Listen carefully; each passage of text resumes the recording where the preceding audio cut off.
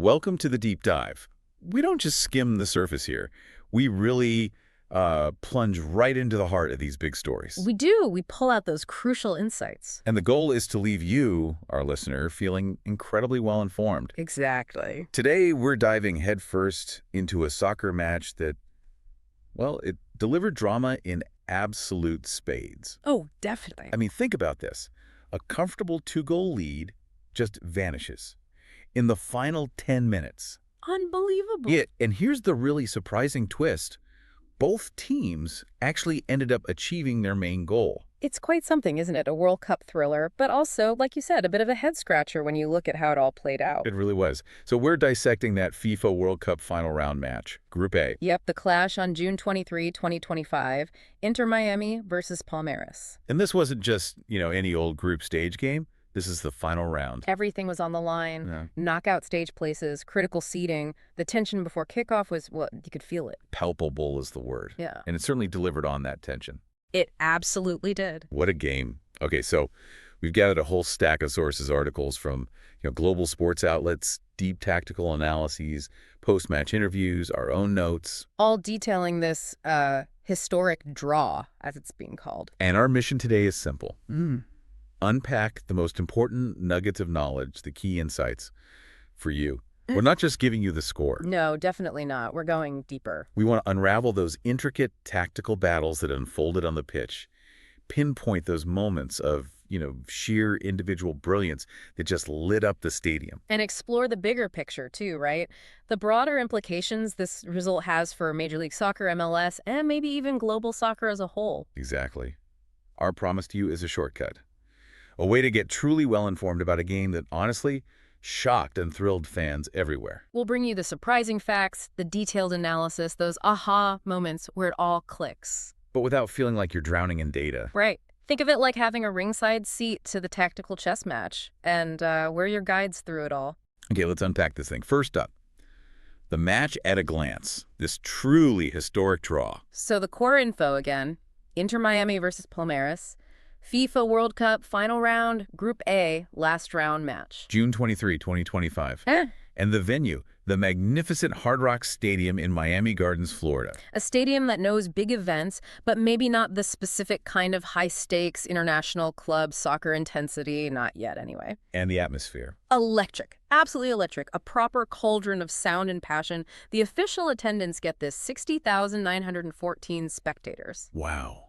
60,000. Yeah. And a crowd that size, it doesn't just fill seats, does it? It creates this energy, it influences everything. The players must feel it, even the refs. Absolutely. Every tackle, every chance created, every near miss, the roar, the collective gasp, it all feeds into this unforgettable spectacle. Really set the stage. And overseeing this whole high-stakes affair, a big name. Szymon Marciniak, the Polish referee. Highly respected. His presence alone told you how important this game was. He's done Champions League finals, World Cup knockouts. Exactly. You need that calm, authoritative presence in a game like this, especially with emotions running so high towards the end. Which brings us neatly to the outcome. The dramatic result. A 2-2 draw. Final score. Which, on paper, sounds like maybe a tight game all the way through. You'd think so, wouldn't you? But the story, the narrative arc of how they got to 2-2, that's what makes it so compelling. Almost unbelievable, really. Because Inter Miami had that two-goal lead. They looked comfortable. Cruising, you might say. Looked like they were heading for a win, topping the group, until those final 10 minutes of regular time. And then, boom, conceded twice. Just like that. Threw the lead away. It invited the storm from Palmeiras. But here's the bit that's just, well, it's fascinating. And incredibly rare in top-level soccer. Go on. Despite Miami collapsing late, despite Palmeiras' stunning comeback, this draw actually secured qualification for the round of 16. For both teams. That's the kicker, isn't it? It's so unusual. Both sides, through totally different emotional journeys in those 90 minutes, they both got what they primarily needed. For Miami, maybe relief after the shock. For Palmeiras, the pride of fighting back and winning the group. Precisely. Palmeiras grabbed first place in Group A. Why? Superior goal difference, +2 for them. And Miami finished second with a goal difference of 0. And that tiny detail, goal difference, something you barely think about until the last day.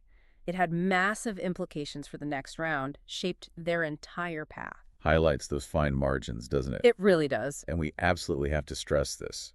This was a landmark night for MLS. A huge moment.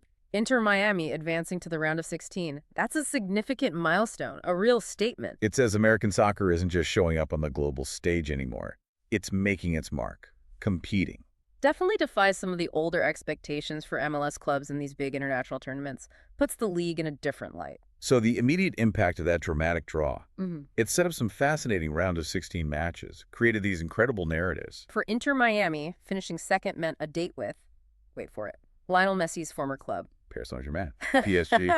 Yep, June 29th in Atlanta. That promises another massive crowd, probably even more intense given that Messi connection. Talk about a storyline. Messi against his old team in a World Cup knockout match. Pure narrative gold, isn't it? A scriptwriter's dream. Adds this huge layer of intrigue, personal stakes. To an already massive game. And Palmeiras. Yeah. By grabbing first place. They position themselves to play their Brazilian compatriots, Botafogo. Ah, domestic derby on the world stage. Exactly. Yeah. June 28th in Philadelphia. That'll be compelling, too. A clash of styles, big rivalries. Brazilian fans will be buzzing, and neutrals, too. And this really underlines the strategic importance of winning the group, doesn't it? Absolutely. It's a brilliant example of how even a draw achieved in that specific way can be a tactical win. Palmeiras avoided PSG. Right. They dodged that direct clash with the Champions League winners, arguably a much tougher draw right out of the gate. So that late comeback wasn't just about saving face or pride. No, I think it was calculated. Coldly calculated, perhaps. It gave them a potentially more favorable path forward, that tactical savvy, adapting under pressure against a team like Miami to get the result they really needed. That's a lesson for other clubs. Okay, let's rewind a bit. Let's talk about how the goals actually happened, because the first half really set the stage for this whole roller coaster. Yeah, from the whistle, the level of competition was incredibly high. You could see the intensity. Both teams wanted to assert themselves early, get that psychological edge. Palmeiras actually had the first real scare, doesn't they? They did, very early on. 3rd minute, their big center back, Gustavo Gomez. From a corner. Yeah, Rowe's highest powerful header, just narrowly wide. Close. Rattled the Miami defense a bit, sent a ripple through that huge Brazilian contingent in the crowd. A clear statement. Blaming business. But it was Miami who got the breakthrough. 16th minute. Tadeo, Allende, the scorer. And the build-up was something else. Pure counterattack.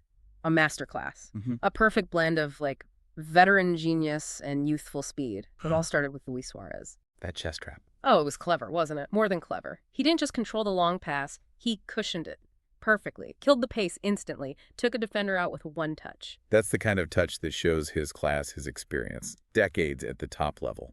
Definitely. And from there, Allende, just astonishing speed. A 40-meter sprint. At least. Just scorched past a Palmeiras defense that looked, well, static. Flat-footed. Maybe they weren't expecting it or just couldn't react to that burst of pace. And the finish. Showed incredible composure, calmly finished past Weverton, the Palmeiras keeper. Slotted it right into the corner as Weverton committed. Brilliant individual moment, but maybe exposed a bit of defensive hesitation too. And tactically, this goal was more than just a goal, right? It was an illustration. A perfect one. It exemplified Miami's whole strategy. That highly efficient transition from defense to attack. Soak up pressure, win it back. Bang. Lightning speed. Precise execution. Turn it into a goal. It's exactly what their coach, Javier Mascherano, wants. Clinical. Ruthless, almost. Showed that when Miami finds space, they are seriously dangerous. But the first half wasn't just about that goal. There were other key moments, too. Definitely. The intensity was there throughout. In the 31st minute, Facundo Torres for Palmeiras almost got the equalizer. A low shot. Yeah, dragged it just wide, cut across the face of goal, a very close call. Reminded Miami that their lead was fragile. You couldn't relax. Showed Palmeiras were still a threat, even if things weren't quite clicking for them yet. And then, right near halftime, 46th minute, Lionel Messi gets a yellow card. For a foul on Rafael Veiga. And this wasn't just some, routine booking. It really signaled the intensity, the fierce nature of the contest. Messi, who rarely gets yellows, Getting stuck in. shows how much the game meant to him, to the team, how much was riding on it, a testament to that midfield battle. Okay, so moving into the second half, this is where the plot really thickened. Mm-hmm. The dramatic twist. Miami seemed to put the game to bed, didn't they? Looked like they'd sealed first place in the group. 65th minute. Luis Suárez again. And at this point, the stadium's rocking for Miami. You could feel the sense of calm almost washing over their fans. Like, okay, we've done it. And the goal itself, pure magic. Oh, absolutely. One for the highlight reels, for sure. Suárez, the veteran, just pure world-class ability. Cut in from the left, narrow angle. It seemed like an impossible position, defenders closing in, but he just unleashed this stunning left-footed shot. Top corner. Right into the top corner. Waverton, the keeper, actually got a hand to it, a touch. Couldn't keep it out. The power, the precision, just too much. A classic Suárez goal. Showcased his legendary status. Even at 37, still got that killer instinct. Gave Miami that comfortable 2-0 lead. And yeah, at that moment you'd think, game over. Group 1. Felt decisive, like the final blow. Then came the comeback. And this is where the Palmeiras coach, Abel Ferreira, really showed his quality. Absolutely. He's considered one of the sharpest tactical minds, and this match showed why. His adjustments completely changed the game's direction. It wasn't just swapping players, was it? It was a real turning point, an in-game masterclass. He made some key substitutions that proved absolutely decisive, almost immediately shifted the flow. Who came on? Well, at halftime, he brought on Mauricio for Rafael Veiga, who was having a quiet game, injected fresh energy, more directness in midfield. Right. Then, 53rd minute, Paulo was introduced. And crucially, Vitor Roque came on in the 67th minute. Just 2 minutes after Suárez scored Miami's second. Exactly. A clear message. We're not done here. And these weren't just random changes. They were strategic shifts designed to alter the rhythm, ramp up the pressure, maybe exploit some fatigue or weakness in Miami's setup. Like Paulo offering more through the middle. Roque bringing power and pace. Precisely. Things Miami's defenders, maybe tiring a bit, would struggle with. And it worked. These changes directly led to the comeback. Paulo, one of those subs, scores for Palmeiras in the 80th minute. How did that one happen? Bit of a defensive error for Miami's Falcão, actually. Maybe misjudged a clearance, hesitated. Allen pounced on it, precise pass. Found Paulo. And he finished it calmly. Very calmly, well-taken goal. Clinical. And instantly, you felt the belief surge back into Palmeiras. The fans, the players, everything changed. And that goal was like a direct result of Ferreira's changes. A direct embodiment of his tactical brilliance, yeah. He saw the issues, maybe Miami's concentration dipping, a structural weakness, made the changes, and bang, players executed perfectly. Put Miami right back under pressure. Shifted the momentum completely. You could feel the psychological tide turning in that moment. And then the equalizer. Stunning. Mauricio. Another sub, the other one who came on at halftime, scores in the 87th minute. What was this one like? More chaos. Total chaos in the box, a real scramble, the kind of messy, frantic goal that can flip a result, a loose clearance, maybe a poor defensive header, just fell straight to Mauricio. And he didn't miss. Seized the chance, slammed it home through a crowd of legs, unbelievable. What a comeback. Just incredible resilience from Palmeiras. A true testament to their champion mentality. That goal got them the crucial point, and crucially, secured first place in the group because of that goal difference. From 2-0 down, 10 minutes left to 2-2 in top spot. It's the stuff of legends, isn't it? The kind of drama fans live for. And coaches work tirelessly to instill that belief. Miami's heartbreak was Palmeiras' tactical triumph in a way. Okay, let's dig even deeper now. Let's look at the tactical showdown itself. Because underneath all that drama, there was this fascinating chess match going on. Two different approaches. Definitely. Inter Miami, under Javier Mascherano, they set up in a 4-4-2. The lineup.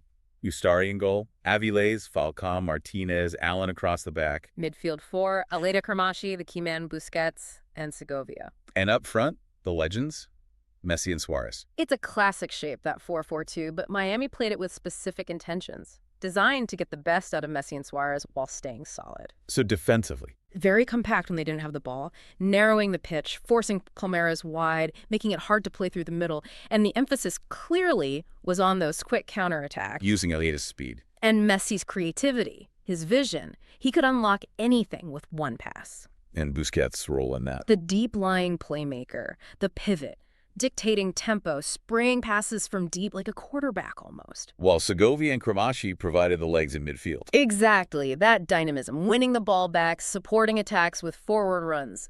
Essential work. And Messi dropping deep. Yeah, that classic Messi move. Draws defenders towards him, creates that vital space for Suárez further up, Yeah. and the wingers gave them width to stretch the defense. And their execution, especially early on. Excellent in the first half, superb defensive discipline. They frustrated Palmeiras, denied clear chances. They used Messi's gravity really well. He pulls defenders, opens lanes for others. And those transitions were sharp, led to the goals. Precise, clinical, but as the game went on, they just couldn't maintain that intensity. Especially after going 2-0 up, maybe fatigue, maybe a bit of subconscious relaxing, maybe a slight tactical tweak that backfired. Whatever it was, it invited pressure, and it cost them. Okay, flip side. Palmeiras. Abel Ferreira. They started in a 4-3-3, more attacking shape. Yep. Yeah? Weaverton in goal, defense, Gi, Gomez, Murillo, Piqueras. Midfield 3. Rios, Martinez, Villaga. And the front 3, Estevan, Vitor Roque, and Facundo Torres. An exciting young front line. And their tactics, what were they trying to do? They tried a high press in the first half, trying to win the ball back high up the pitch in Miami's half. How did that work out? Energetic, definitely, but maybe lacked that final bit of precision, the final pass, the killer movement to really unlock Miami's organized defense. They also wanted to use the speed of Estevan Torres out wide. Stretch Miami's defense, create gaps. Exactly. Get in behind the fullbacks, and through midfield, they tried to control the tempo with their technical players, keep possession, build patiently, wait for openings. And defensively, even when behind. They largely kept their shape, stayed compact enough to stop Miami just running right on the counter. That was crucial later, preventing more damage. But their execution, first half especially, was a struggle. It was, yeah. They found it really difficult to break down that compact Miami defense. Decision-making in the final third, often poor. Rush shots, easily blocked attempts. You could see the frustration building. But then the second half happened. And those adjustments we talked about, they really showcased Ferreira's flexibility and the team's sheer will. That comeback showed incredible resilience, belief in the system, belief in the players. They were relentless. Right, let's talk about the stars, the standout performances. Because this game had plenty. Seasoned legends, rising talents. And the official man of the match went to Luis Suárez, Inter Miami. Deserved. Absolutely deserved, I think. Highlights his ongoing impact. At 37, he delivered a true masterclass. 1 goal, 1 assist. Yeah. That chest trap assist for Alleida's opener, pure genius. It wasn't just controlling the ball, it was like controlling the moment. Setting up the goal with one perfect touch. In his own goal. Legendary. That strike from the tight angle, the power, the precision, the audacity, pure Suárez.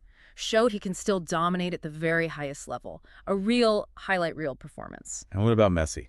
No goals for him in this one. No goals, but still undeniably the leader out there, the gravitational center of the whole game. He nearly scored, remember? That long-range dipping shot in the 57th minute had everyone holding their breath. Showed his constant threat, even when not scoring or assisting directly. And his ability to draw defenders, always creating space for Suárez, for Allende. Plus, that remarkable record continues. 33 consecutive group stage qualifications. Unbroken. Just incredible consistency and longevity at the elite level. And look at his Miami record overall. 50 goals in 61 games. His influence is massive, goal or no goal. His presence just elevates the team, dictates opposition tactics. We also need to give a shout out to Oscar Ustari, Miami's keeper. Definitely. The 38-year-old had an excellent game. Despite conceding 2 late ones. Yeah, but he made 5 crucial saves before that. Kept Miami ahead for so long. High-pressure stops. And that save in stoppage time? Denied Paulo a potential winner. Lightning reaction. Preserved the draw that got them through. And remember his heroics earlier in the group? 8 saves against Al Ahly, including a penalty save. Clutch performer. Reliable, often overlooked maybe, but vital. Absolutely vital. Tadeo Allende, too. Scored the opener. And nearly scored again in the 51st minute. Showed he was a persistent threat. His speed, his intelligent runs, constantly troubled Palmeiras, a real thorn in their side. And for Palmeiras, any standouts? You have to talk about Estevan, the 18-year-old, future Chelsea player. Most watched player, maybe. Arguably, yeah.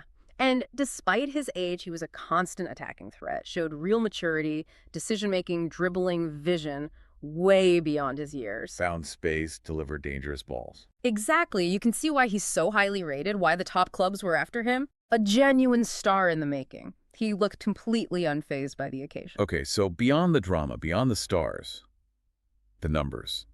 The stats often tell their own story, don't they? A colder look at how the game flowed. They really do. Let's look at some key ones. Possession. Inter Miami, 53.8%. Palmeiras, 46.2%. So Miami had slightly more of the ball overall, controlled at more dictated tempo, especially first half. But then, shots. This is where it gets interesting. Inter Miami, 8 shots total. Palmeiras, 22 shots. 22. That's a huge difference. Tells you immediately about Palmeiras' relentless attacking intent, the sheer volume of their attacks, how much they pushed, especially chasing the game, a clear imbalance in offensive aggression. And shots on target. Miami, 3 shots on target, scored from 2 of them. Palmeiras, 7 shots on target from their 22 attempts. So Miami, incredibly efficient, clinical. Mm-hmm. Palmeiras, lots of attempts, maybe less clinical. Or maybe Ustori was just that good. Probably a bit of both, volume versus efficiency. Corners are revealing too. Incredibly revealing. Inter Miami, 0 corners the entire match. Palmeiras, 7 corners. 0 corners from Miami. Wow. That stat really underlines Palmeiras' sustained pressure. How much time they spent camped in Miami's final third, especially late on. Miami rarely forced those kinds of defensive situations. Palmeiras were constantly creating pressure in dangerous areas. What about passing? Pass success rate. Miami, 87%, Palmeiras, 84%. So Miami's slightly better ball retention, accuracy when they had it, reflects that controlled build-up play, perhaps. And discipline. Cards.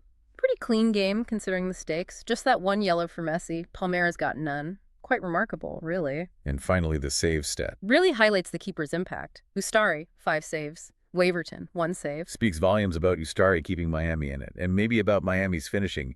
Didn't give Waverton much chance on those goals. Exactly. So putting it all together, the data paints a picture of contrasting styles, doesn't it? Palmeiras. Aggressive, high-volume attack, throwing everything forward late on. Miami. More efficient, clinical, quality over quantity. A classic clash. Miami's possession and passing suggest they controlled the rhythm for good periods, especially early. But Palmeiras' shot count, the corners, that reflects their persistence, their relentless effort to break through, especially when chasing. Almost desperation at the end. And Ustari saves. Absolutely vital. Without them, especially that last one. The outcome could have been very different. Might not have held on for that crucial point. His performance bought them the result they needed. Let's hear from the sidelines then. And the stands. The coach reactions, the fan buzz, always adds another layer. The coach's reactions were quite telling, revealing their immediate thoughts, but also the deeper meaning. Mascherano for Miami. He praised his team, right? Called it a great match against one of the best teams in South America. Acknowledged Palmeiras' quality. He did. But he also admitted to that strange feeling, losing control after being 2-0 up. You could sense the mixed emotions.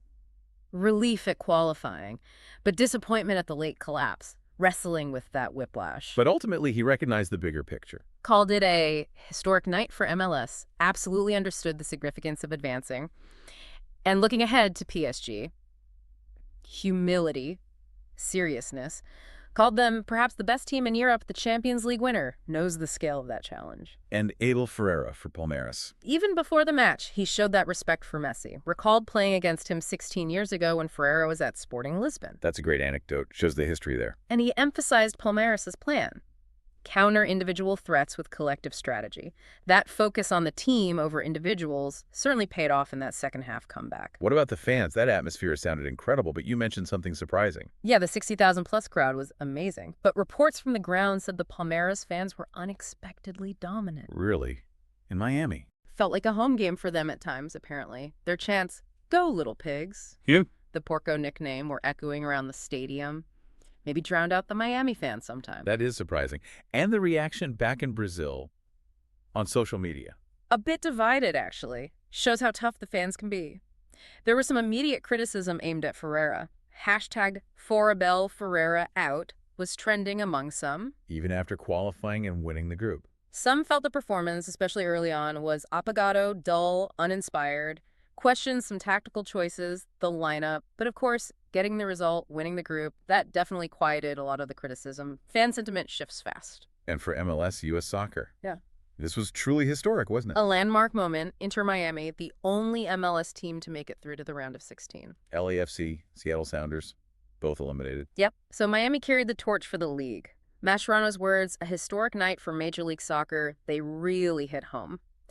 Echoed the league's ambition on the world stage. Okay, let's look at the road ahead then. The tournament implications flowing from this draw. The final Group A standings confirmed it. Palmeiras first, 5 points, plus 2 goal difference. Inter Miami second, 5 points, 0 goal difference. Porto and Al Ahly out with 2 points each. And that set up those incredible round of 16 ties. Miami gets PSG, Messi's reunion, June 29th, Atlanta. The narrative weight there is just immense, more than a game, a chapter in his story. Huge excitement worldwide. And Palmeiras gets Botafogo, the Brazilian Derby, June 28th, Philadelphia. That'll be intense, passionate, bringing that Brazilian club fervor to the tournament. And strategically, winning the group was massive for Palmeiras. Crucial. Avoided PSG early on. Possibly a smoother path, on paper at least. Shows the intelligence behind that comeback wasn't just about pride, it was about positioning. So the result's importance is clear. Miami's advance eat your breakthrough for MLS, proving they can compete. And don't forget, Miami also beat Porto earlier. First CONCACAF team to beat a European side in this new format. Another historic marker. Elevates the region's standing, too. This whole dramatic draw just set up an amazing script for the knockouts, didn't it? Absolutely. It wasn't just about who qualified, it was about how. Defying expectations, creating these unmissable matchups, showed the new format can deliver that unpredictable, high-stakes drama. Let's put this in a bit more historical context, too. The larger significance. This match had some unique firsts. It did. First official meeting ever between Inter Miami and Palmeiras. A totally new fixture. And for Miami, only their third game ever in this FIFA World Cup final round debut makes their success even more impressive, given that lack of experience at this specific level. And for the tournament itself, a great showcase for the new 32-team expanded format. Competitive. Dramatic. Definitely. The way both teams fought to the end, the twists, shows the format delivers excitement right through the group stage, highlights the depth across different confederations. Miami's path really shows their rapid rise. Host representative spot earned via that record-breaking MLS season. 74 points. Then the tournament journey. 0-0 with Al Ahly, that historic 2-1 win over Porto, and this thrilling 2-2 draw with Palmeiras. Shows they can compete, adapt, get results against top international teams. Huge step for an MLS club. Proves they belong. And Palmeiras. Their journey just continued their legacy. South American powerhouse. 2-time Libertadores winners recently came in with pedigree. And showed it, especially with that comeback. Absolutely. That grit under pressure Yeah. showed their champion mentality, tactical adaptability. Great teams find a way back, and they did. That's winning culture. So the enduring impact. It's more than just the round of 16 draw, isn't it? Much more. This game wrote an important page in soccer history, I think. Showed the growth of American soccer, showed the competitiveness of this new World Cup format, and it set the stage for even more captivating clashes ahead. The global club game is always evolving, always surprising. It really did. Messi versus PSG, Palmeiras versus Botafogo, those storylines came directly out of this dramatic draw, ensured the knockouts will be full of intrigue, tactics, moments of brilliance, a reminder that anything can happen at this level. Couldn't agree more. Okay, so let's quickly recap our deep dive into this truly historic match. We saw that stunning comeback that just flipped expectations. Incredible tactical moves from both coaches that shifted the momentum completely. Standout performances from legends like Suárez, rising stars like Esteban. And that broader historical significance. For MLS, for the tournament itself, you've tried to go beyond the headlines, really understand the layers. Hope this deep dive has given you that richer, more nuanced understanding, looking beyond just the scoreline, appreciating the tactics, the human drama. Understanding not just what happened, but why it mattered so much. Right. And as we wrap up today's deep dive, here's something to maybe chew on, a final thought. Okay. In this increasingly interconnected world, what does a match like this with its global fan base, its dramatic swings, tell us about the future of club soccer? Its ability to constantly surprise us, unite fans across continents, maybe even blur those lines between domestic leagues and truly global competition. That's a great question to ponder. Thank you for joining us on the Deep Dive. We look forward to getting into another fascinating topic with you again very soon.